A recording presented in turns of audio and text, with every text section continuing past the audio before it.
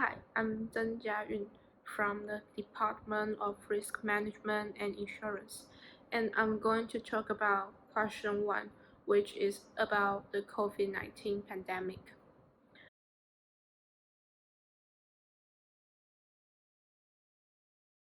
And the first question is, how can pandemic influence the aggregate demand in Taiwan?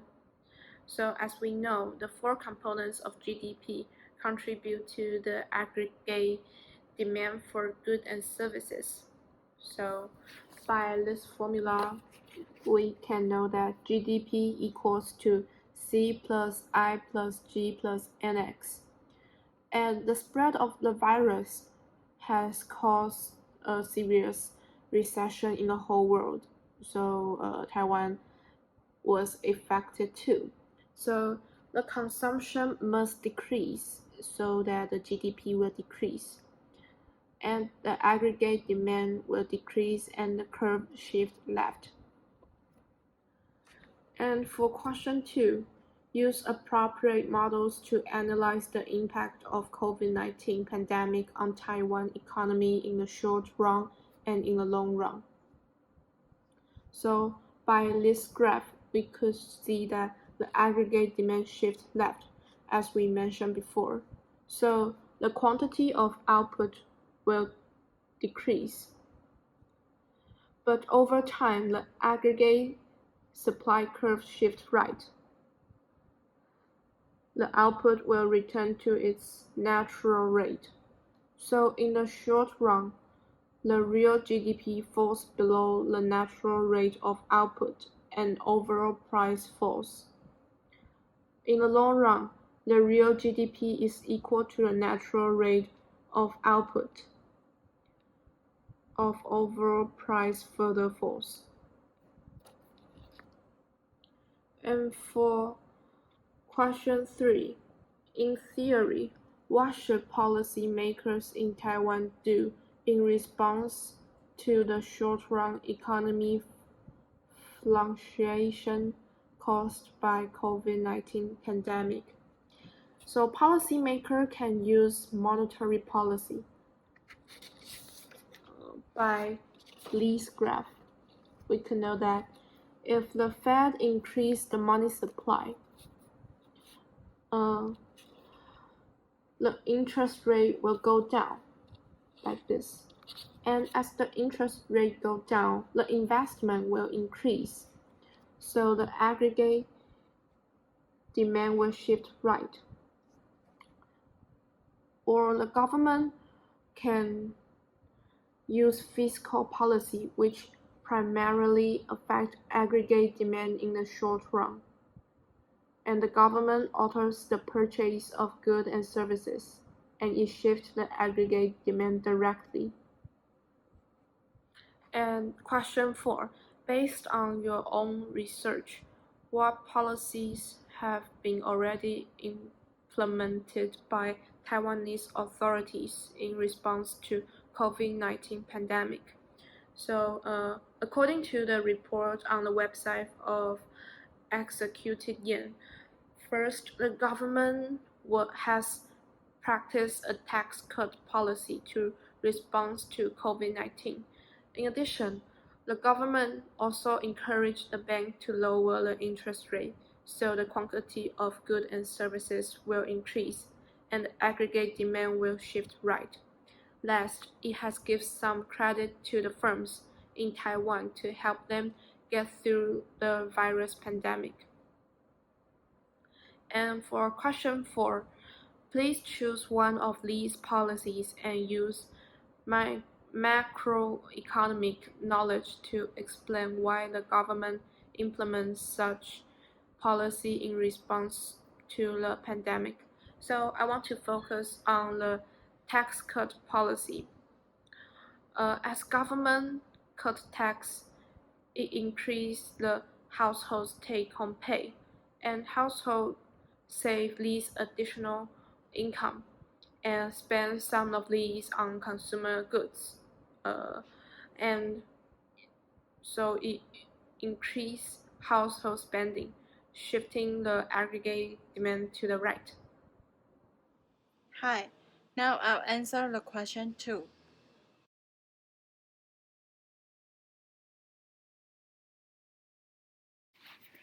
Question 2.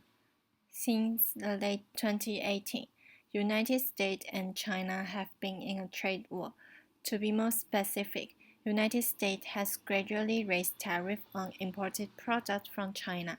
At the same time, many foreign businesses in China, including Taiwan's Foxconn, have reduced investment in China and increased investment in USA.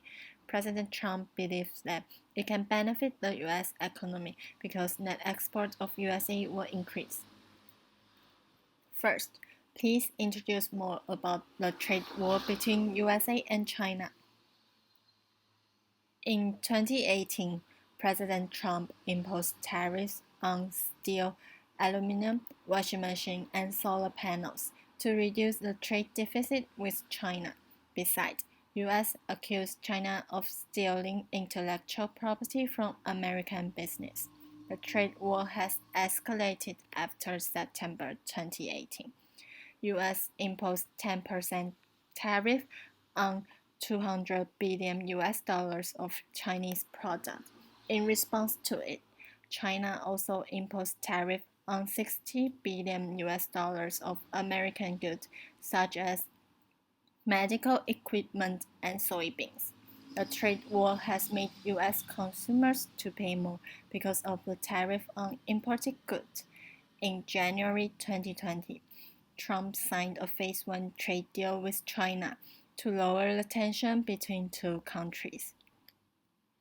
Second, as tariff imposed, the import price rises to price plus tariff, so make the import quantity reduce because the decrease in import. Net export will rise at the beginning. After net export rises, it will shift the demand curve for the foreign currency exchange market to the right and causes the real exchange rate to appreciate. Because foreign businesses increase investment in US, net capital outflow shift to left, decrease the demand for loanable funds and the real interest rate. Also reduces the supply of dollars in foreign currency market. Real exchange rate appreciate. The appreciation in US dollars encourages import and discourages export, causing the rise of net export at the beginning decreases. Third, after US raised tariff on China import goods, China's net export will decrease, so aggregate demand curve will shift to left. The output decreases, causing real GDP decreases and overall price decreases. Because foreign investment decrease in China, there's a capital flight. China's net capital outflow shift to right, increases the demand for loanable fund market and real interest rate. Also increases the supply of foreign currency market, causing the Chinese dollars to depreciate. Because there's a depreciation in Chinese dollar, the nominal exchange rate decreases. Last, based on my analysis, I don't agree with President Trump. Although imposing tariff on China goods seems to protect the domestic manufacturer, but based on the graph mentioned on tariff policy, the tariff will make the import prices increase, which will make the US companies to make up higher costs, and US consumers have to pay more to buy the product. Hi, I'm Chen Yuzhen. I'm here answering the question about quantitative easing policy and giving an example.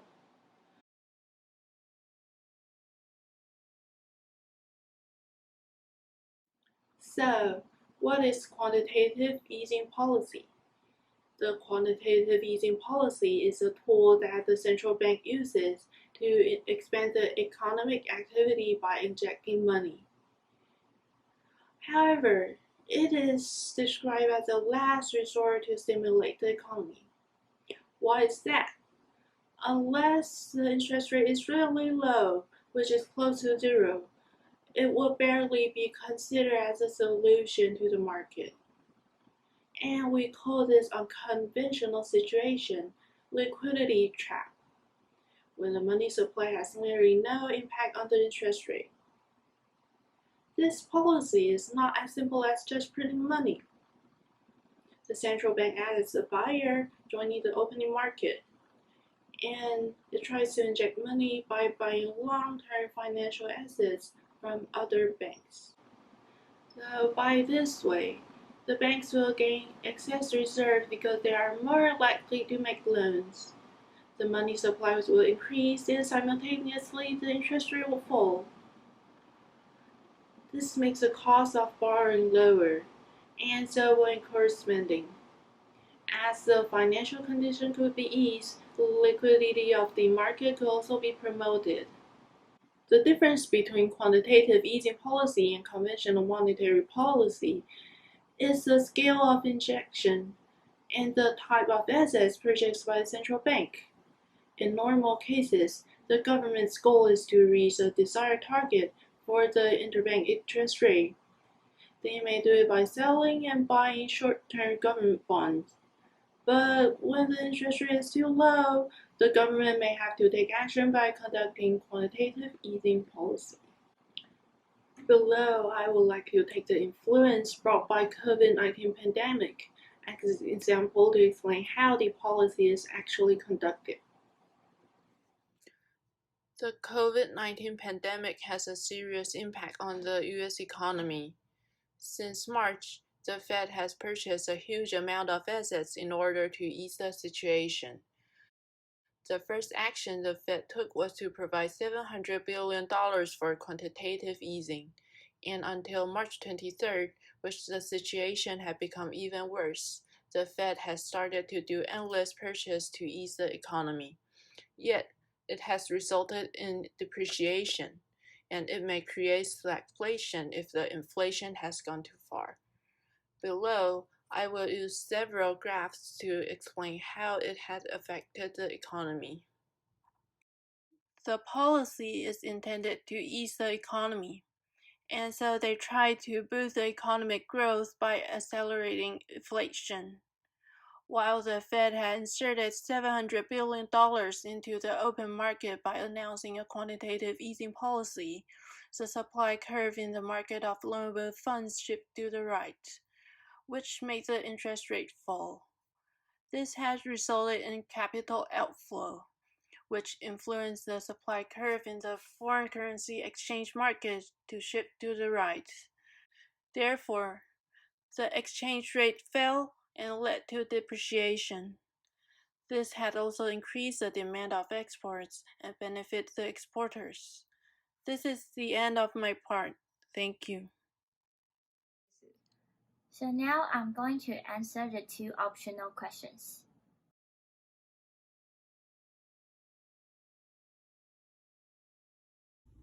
European sovereign debt crisis refers to the situation that some Eurozone member states were unable to repay their government debt. The crisis was caused by the following reasons. First, the principal rules required Eurozone members to ensure that the government debt did not exceed 60% of GDP, and that any budget deficit should not exceed 3% of GDP. However, there were no penalties for countries that violate the rules. Hence, some countries overborrowed and manipulated their deficit and debt levels through illegal techniques. Second, the macroeconomic divergence among different countries. The interest rate of European Central Bank is relatively high in Germany and France, while it is relatively low in southern countries, such as Greece or Portugal. People took advantage over the low interest rate, causing large capital flow into southern countries. Over time, the accumulation of the debt got worse. The crisis outbreak in 2008 with the collapse of Iceland's banking systems. The spread to Portugal, Italy, Ireland, Greece, and Spain in 2009. Now, let's look at the diagram. Because of the debt crisis, the aggregate demand was shifted to the right side and caused the interest rate fall. When interest rate fall, the price level fall as well, and also the real exchange rate fall, and thus cause depreciation to the euro dollar. And when depreciation happens, it is good for net exports. So the net export increase. And because a country's net capital outflow always equals net exports, so net capital outflow also increase their wealth. Abenomics refers to the economic policies proposed by Shinzo Abe. The purpose of Abenomics is to let Japan get rid of years of deflation by depreciating the currency. The three arrows are monetary easing, fiscal stimulus, and structural reforms. Monetary easing is the policy that central bank buy government bonds in order to increase money supply in the economy. And when the government increases the government expense, the multiplier effect may happen. The extra spending by government may stimulate the household spending as well. Hence, the policies of Abe can save the recession of Japan.